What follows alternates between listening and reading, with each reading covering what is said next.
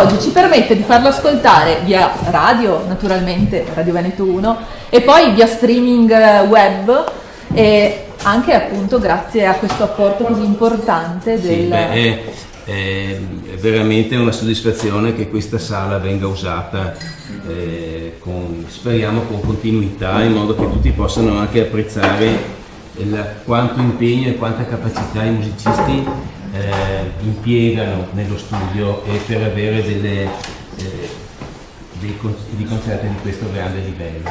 In alcune acustiche questo impegno viene perso, perché tanto suono viene sprecato in un luogo magari che non è adatto e non c'è un ritorno nella sala che esprime lo studio e la capacità dei musicisti. Oggi abbiamo assistito a un concerto straordinario, di un livello altissimo, di una precisione, di un'eleganza, di un gusto che solo i musicisti veneti riescono ad avere su Vivaldi, perché è la loro terra, perché è l'aria della laguna, è l'aria di Treviso, del Radicchio e in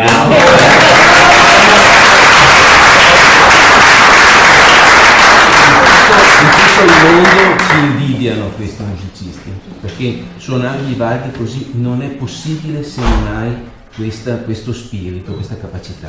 Sono poche note, poche pennellate che devono essere date con una grande capacità, un grande istinto, una grande cultura dietro.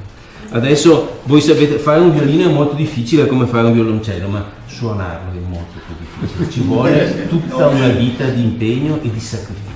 E tante volte questi musicisti vengono poco considerati per quello che è il loro impegno.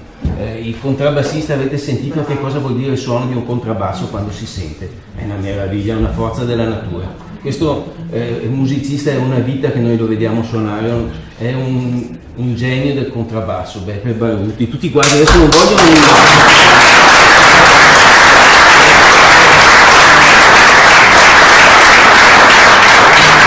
È stata una gioia averli tutti qua insieme, insomma.